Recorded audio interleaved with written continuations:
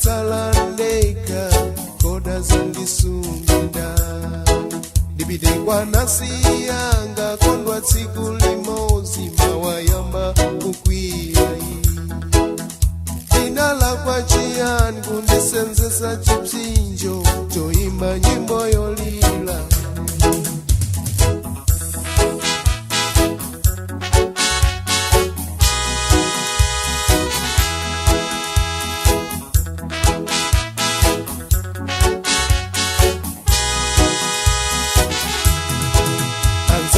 wana amasiye alibembalo walela akusowaza kuja akusowaza mbili iwe ndine tinga wapase makolo wao sangazuke kumanja kutazawasamale ambuye mulungu alibe manja sangawa pase chakupya paso za mlungu zimazela mwa muntu kuti atandize wasowa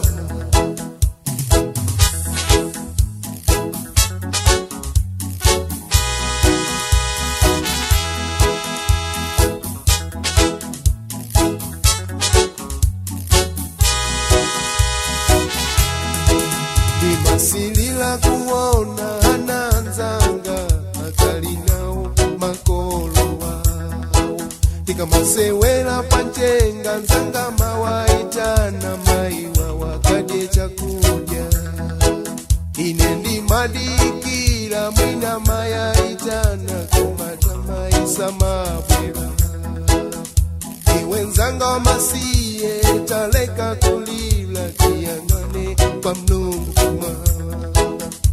odinguye ngoko msangati siye chonchi sikulina twaliza wala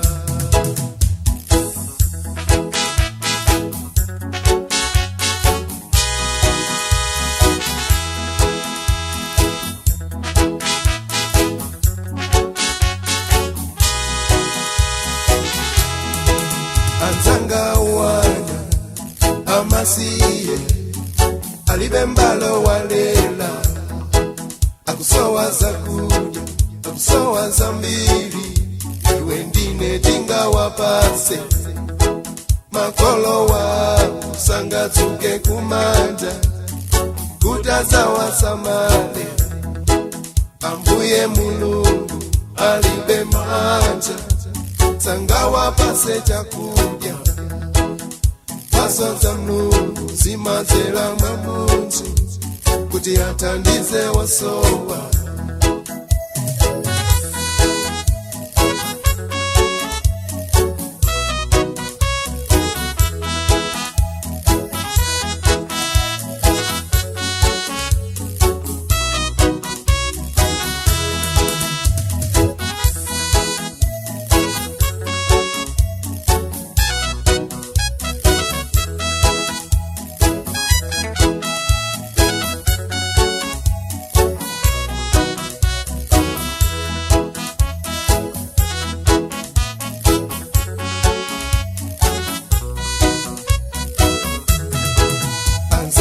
wana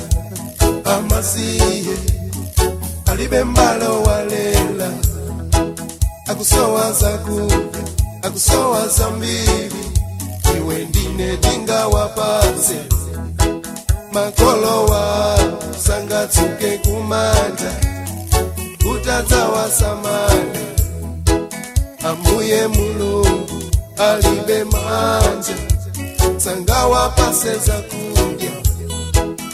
paso za mlungu zimazela mwa muntu kuti atandize wasowa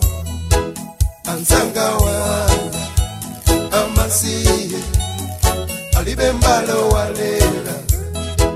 akusowaza kuja akusowaza mbili iwe ndine tinga wapase makolo wao sangatsuke kumanja kutazawasamale ambuye mulungu alibe manja sangawa pase za kuja mpaso za Mulungu zimatera mwa munthu kuti athandize osowa.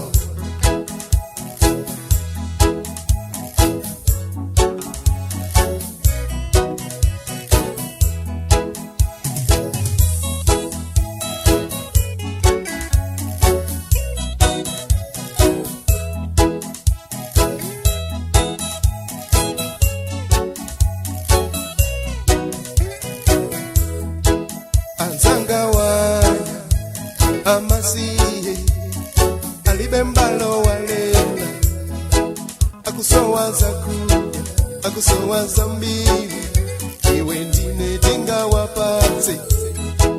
makolo wawo sangadzuke kumanda kutazawasamale ambuye Mulungu alibe manja sangawapase zakudya.